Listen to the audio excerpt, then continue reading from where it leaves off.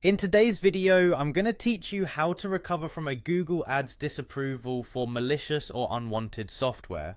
Now, if you've ever encountered this issue, you'll know how frustrating it can be, but not to worry, we're here to guide you through the steps to resolve it efficiently.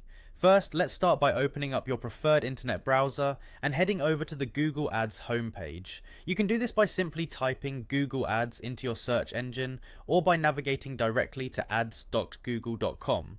Once you've reached the Google Ads homepage, the next step is to log into your account. You'll find the sign in button prominently displayed, usually at the top right corner of the page.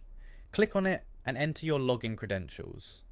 If you happen to have two-factor authentication set up, this would be the time to ensure you complete that additional security step. After you've successfully signed in, you'll be directed to your Google Ads home interface. From here, we need to delve a bit deeper to address the disapproval issue. Locate the menu at the top of the screen and find the Tools and Settings option. It is often symbolized by a wrench icon. This is a crucial step, as the Tools section is where we can access the vital features necessary for troubleshooting.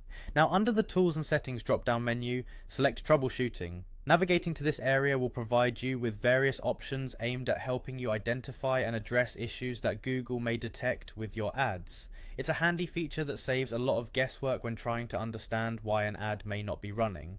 Once you are in the troubleshooting section, the next critical step is to visit the Policy Manager.